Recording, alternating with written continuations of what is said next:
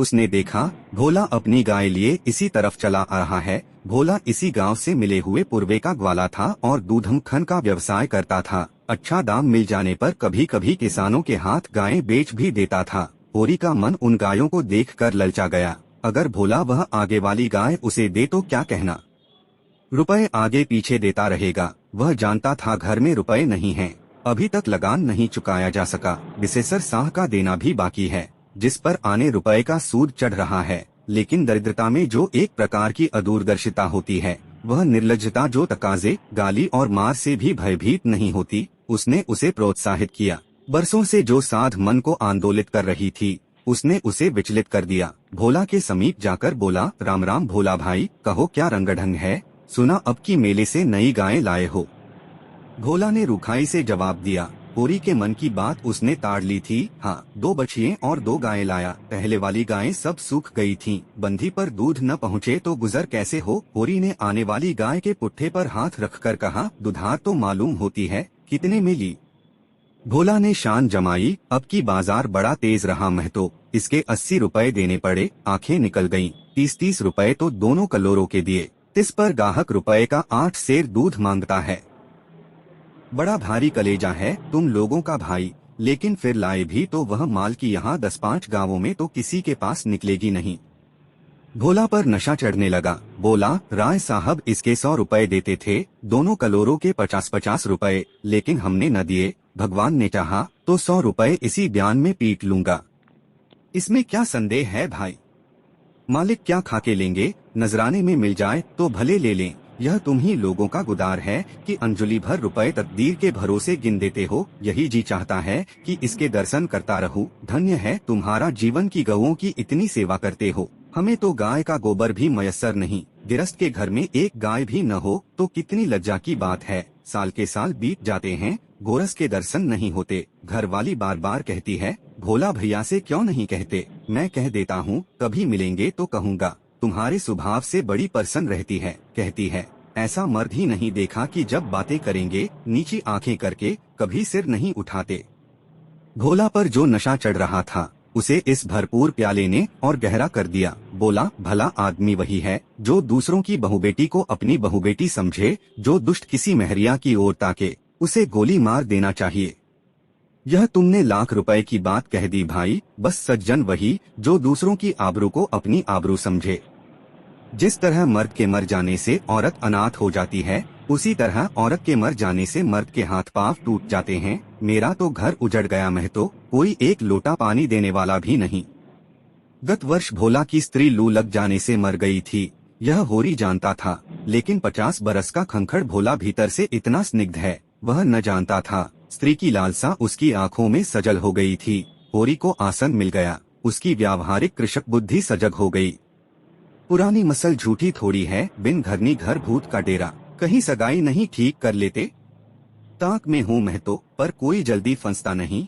150 खर्च करने को भी तैयार हूँ, जैसी भगवान की इच्छा। अब मैं भी फिर्क में रहूंगा। भगवान चाहेंगे तो जल्दी घर बस जाएगा। बस यही समझ लो कि उबर जाऊंगा भैया।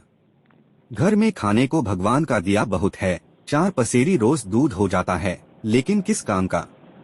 मेरे ससुराल में एक महरिया है, 3-4 साल हुए उसका आदमी उसे छोड़कर कलकत्ते चला गया। बेचारी पिसाई करके गुजर कर रही है। बाल बच्चा भी कोई नहीं, देखने सुनने में अच्छी है, बस लक्ष्मी समझ लो।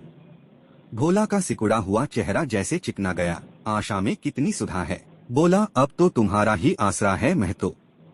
छुट्टी हो तो चलो एक दिन देख आएं। मैं ठीक ठाक करके तब तुमसे कहूँगा। बहुत उतावली करने से भी काम बिगड़ जाता है। जब तुम्हारी इच्छा हो तब चलो, उतावली काहे की। इस कबरी पर मन ललचाया हो तो ले लो। यह गाय मेरे मान की नहीं है दादा। मैं तुम्हें नुकसान नहीं पहुंचाना चाहता। अपना धर्म यह नहीं है कि मित्रों का गला दबाएं। जैसे इतने दिन बीते हैं, वैसे और भी बीत जाएंगे। तुम तो ऐसी बातें करते हो होरी, जैसे हम तुम दो हैं। तुम गाय ले जाओ, दाम जो चाहे देना। जैसे मेरे घर रही वैसे तुम्हारे घर रही। 80 रुपए में ली थी, तुम 80 रुपए ही दे देना, जाओ।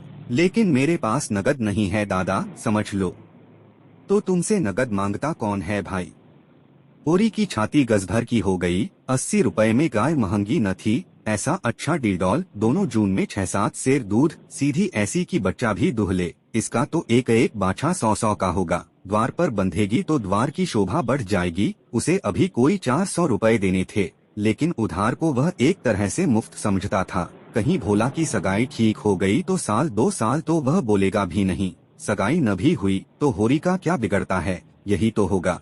भोला बार बार तगादा करने आएगा, बिगड़ेगा, गालियां देगा, लेकिन होरी को इसकी ज्यादा शर्म न थी। इस व्यवहार का वह आदी था। कृषक के जीवन का तो यह प्रसाद है। भोला के साथ वह छल कर रहा था और यह व्यापार उसकी मयारदा के अनुकूल था। अब भी लेन देन में उसके लिए लिखाप भी होने और न होने में कोई अंतर न था। सूखे बूढ़े की विपदाएं उसके मन को भी बनाए रहती थीं। ईश्वर का रौद्र रूप सदैव उसके सामने रहता था, पर यह छल उसकी नीति में छल न था। यह केवल स्वार्थ सिद्धि थी और यह कोई बुरी बात न थी। इस तरह का छल तो वह दिन रात करता रहता था। घर में 2-4 रुपए पड़े रहने पर भी महाजन के सामने में खा जाता था कि 1 पाई भी नहीं है। सन को कुछ गीला कर देना और रुई में कुछ बिनौले भर देना उसकी नीति में जायज था। और यहाँ तो केवल स्वार्थ न था, थोड़ा सा मनोरंजन भी था। बुढ़ों का बुढ़भस हास्यास्पद वस्तु है और ऐसे बुढ़ों से अगर कुछ ऐंठ भी लिया जाए तो कोई दोष पाप नहीं।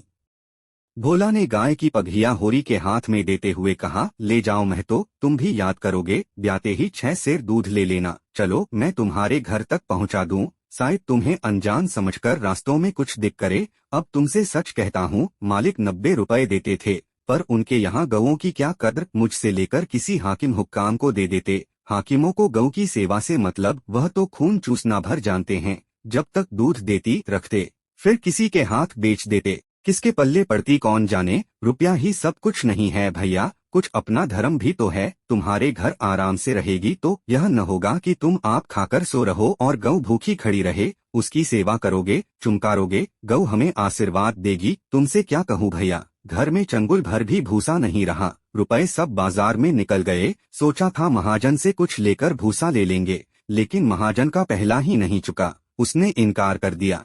इतने जानवरों को क्या खिलावें, यही चिंता मारे डालती है। चुटकी चुटकी भर खिलाओ तो मन भर रोज का खर्च है। भगवान ही पार लगाए तो लगे। होरी ने सहानुभूति के स्वर में कहा, तुमने हमसे पहले क्यों नहीं कहा? हमने एक गाड़ी भूसा बेच दिया। भोला ने माथा ठोककर कहा, इसीलिए नहीं कहा भैया कि सबसे अपना दुहक क्यों रो, बांटता कोई नहीं, हंसते सब हैं। जो गायें सूख गई हैं उनका गम नहीं, पत्ती सत्ती खिलाकर जिला लूंगा। लेकिन अब यह तो रातें बिना नहीं रह सकती। हो सके तो 10-20 रुपए भूसे के लिए दे दो। किसान पक्का स्वार्थी होता है, इसमें संदेह नहीं। उसकी गांठ से रिश्वत के पैसे बड़ी मुश्किल से निकलते हैं। भावताव में भी वह चौकस होता है। ब्याज की एक एक पाई छुड़ाने के लिए वह महाजन की घंटों चिरौरी करता है। जब तक पक्का विश्वास न हो जाए वह किसी के फुसलाने में नहीं आता। लेकिन उसका संपूर्ण जीवन प्रकृति से स्थायी सहयोग है। वृक्षों में फल लगते हैं, उन्हें जनता खाती है। खेती में अनाज होता है, वह संसार के काम आता है। गाय के थन में दूध होता है, वह खुद पीने नहीं जाती, दूसरे ही पीते हैं। मेघों से वर्षा होती है, उससे पृथ्वी तृप्त होती है। ऐसी संगति में कुत्सित स्वार्थ के लिए कहाँ स्थान। होरी किसान था और किसी के जलते हुए घर में हाथ सेंकना उसने सीखा ही न था। भोला की संकट कथा सुनते ही उसकी मनोवृत्ति बदल गई। पगहिया को भोला के हाथ में लौटाता हुआ बोला, रुपए तो दादा मेरे पास नहीं हैं। हाँ, थोड़ा सा भूसा बचा है, वह तुम्हें दूंगा। चलकर उठवा लो। भूसे के लिए तुम गाय बेचोगे और मैं लूंगा, मेरे हाथ न कट जाएंगे। भोला ने आर्द्र कंठ से कहा, तुम्हारे बैल भूखों न मरेंगे। तुम्हारे पास भी ऐसा कौन सा बहुत सा भूसा रखा है? नहीं दादा, अब की भूसा अच्छा हो गया था। मैंने तुमसे नाहक भूसे की चर्चा की। तुम न कहते और पीछे से मुझे मालूम होता तो मुझे बड़ा रंज होता कि तुमने मुझे इतना गैर समझ लिया। अवसर पड़ने पर भाई की मदद भाई भी न करे तो काम कैसे चले। मुदा यह गाय तो लेते जाओ। अभी नहीं दादा, फिर ले लूंगा। तो भूसे के दाम दूध में कटवा लेना। होरी ने दुहखित स्वर में कहा, दाम कौड़ी की इसमें कौन बात है दादा। मैं 1-2 जून तुम्हारे घर खा लूं तो तुम मुझसे दाम मांगोगे, लेकिन तुम्हारे बैल भूखों मरेंगे कि नहीं? भगवान कोई न कोई सबील निकालेंगे ही। अषाढ़ सिर पर है, कड़वी बोलूंगा। मगर यह गाय तुम्हारी हो गई, जिस दिन इच्छा हो आकर ले जाना। किसी भाई का नीलाम पर चढ़ा हुआ बैल लेने में जो पाप है, वह इस समय तुम्हारी गाय लेने में है। होरी में बाल की खाल निकालने की शक्ति होती तो वह खुशी से गाय लेकर घर की राह लेता। भोला जब नकद रुपए नहीं मांगता तो स्पष्ट था कि वह भूसे के लिए गाय नहीं बेच रहा है, बल्कि इसका कुछ और आशय है। लेकिन जैसे पत्तों के खड़कने पर घोड़ा अकारण ही ठिठक जाता है और मारने पर भी आगे कदम नहीं उठाता, वही दशा होरी की थी। संकट की चीज लेना पाप है, यह बात जन्म जन्मांतरों से उसकी आत्मा का अंश बन गई थी। भोला ने गदगद कंठ से कहा, तो किसी को भेज दूं भूसे के लिए? होरी ने जवाब दिया, अभी मैं राय साहब की डयोढ़ी पर जा रहा हूँ, वहां से घड़ी भर में लौटूंगा, तभी किसी को भेजना। भोला की आंखों में आंसू भर आए, बोला, तुमने आज मुझे उबार लिया होरी भाई। मुझे अब मालूम हुआ कि मैं संसार में अकेला नहीं हूँ, मेरा भी कोई हितू है। एक क्षण के बाद उसने फिर कहा, उस बात को भूल न जाना। होरी आगे बढ़ा तो उसका चित्त प्रसन्न था। मन में एक विचित्र स्फूर्ति हो रही थी। क्या हुआ, 10-5 मन भूसा चला जाएगा, बेचारे को संकट में पड़कर अपनी गाय तो न बेचनी पड़ेगी। जब मेरे पास चारा हो जाएगा तब गाय खोल लाऊंगा। भगवान करे मुझे कोई महरिया मिल जाए, फिर तो कोई बात ही नहीं। उसने पीछे फिर कर देखा, कबरी गाय पूंछ से मक्खियां उड़ाती, सिर हिलाती, मस्तानी मंदकती से झूमती चली जाती थी, जैसे बांदियों के बीच में कोई रानी हो। कैसा शुभ होगा वह दिन जब यह कामधेनु उसके द्वार पर बंधेगी। दोक सेमरी और बेलारी दोनों अवध प्रांत के गांव हैं। जिले का नाम बताने की कोई जरूरत नहीं। होरी बेलारी में रहता है, राय साहब अमरपाल सिंह सेमरी में। दोनों गांवों में केवल 5 मील का अंतर है। पिछले सत्याग्रह संग्राम में राय साहब ने बड़ा यश कमाया था। काउंसिल की मेंबरी छोड़कर जेल चले गए थे। तब से उनके इलाके के असामियों को उनसे बड़ी श्रद्धा हो गई थी। यह नहीं कि उनके इलाके में असामियों के साथ कोई खास रियायत की जाती हो या डार और बेगार की कड़ाई कुछ कम हो, मगर यह सारी बदनामी मुख्तारों के सिर जाती थी। राय साहब की कीर्ति पर कोई कलंक न लग सकता था। वह बेचारे भी तो उसी व्यवस्था के गुलाम थे। ज़ाब्ते का काम तो जैसे होता चला आया है वैसा ही होगा। राय साहब की सज्जनता उस पर कोई असर न डाल सकती थी, इसलिए आमदनी और अधिकार में जौभर की भी कमी न होने पर भी उनका यश मानो बढ़ गया था। असामियों से वह हंसकर बोल लेते थे, यही क्या कम है। सिंह का काम तो शिकार करना है। अगर वह गर्जने और गुरारने के बदले मीठी बोली बोल सकता तो उसे घर बैठे मनमाना शिकार मिल जाता। शिकार की खोज में जंगल में न भटकना पड़ता।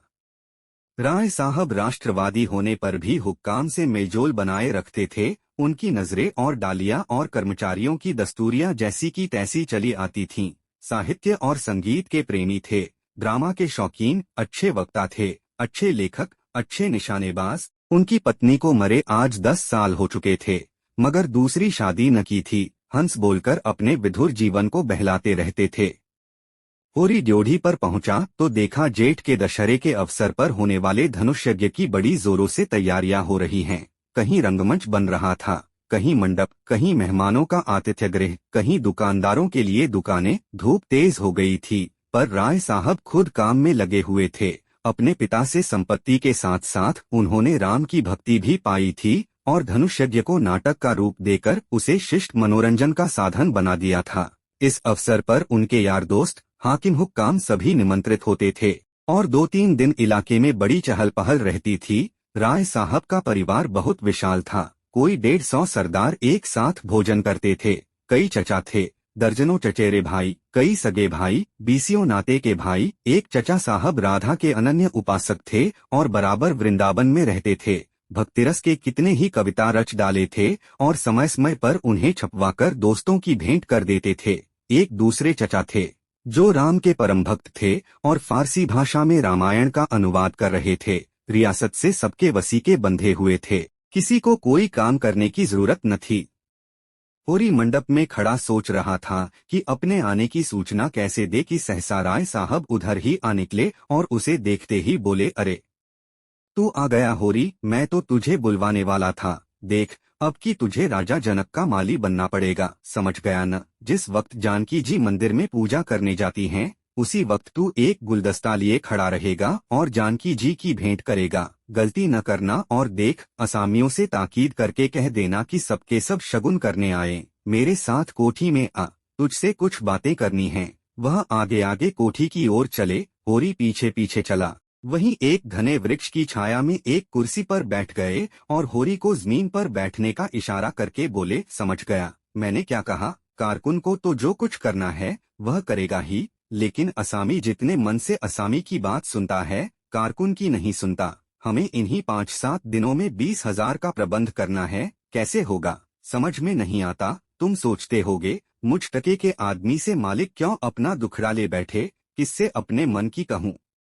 न जाने क्यों तुम्हारे ऊपर विश्वास होता है। इतना जानता हूँ कि तुम मन में मुझ पर हंसोगे नहीं, और हंसो भी तो तुम्हारी हंसी मैं बर्दाश्त कर सकूंगा, नहीं सह सकता उनकी हंसी जो अपने बराबर के हैं, क्योंकि उनकी हंसी में ईर्ष्या, व्यंग और जलन है। और वे क्यों न हंसेंगे, मैं भी तो उनकी दुर्दशा और विपत्ति और पतन पर हंसता हूँ। दिल खोलकर, तालियां बजाकर। संपत्ति और सहृदयता में वैर है। हम भी दान देते हैं, धर्म करते हैं, लेकिन जानते हो क्यों?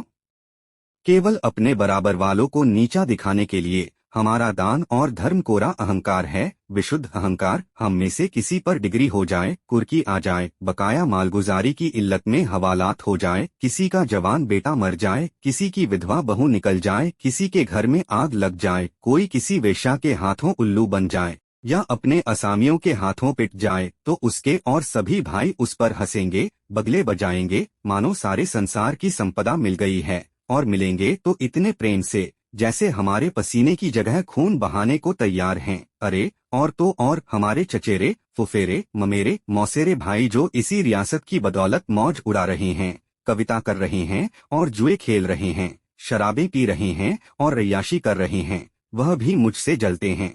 और आज मर जाऊं तो घी के चिराग जलाएं। दोस्तों हमारे चैनल को सब्सक्राइब करें ताकि हम ऐसी और भी मजेदार वीडियो आपके लिए लाते रहे। दोस्तों वीडियो को लाइक करें। आगे की कहानी सुनना चाहते हैं तो कमेंट करके जरूर बताएं। धन्यवाद।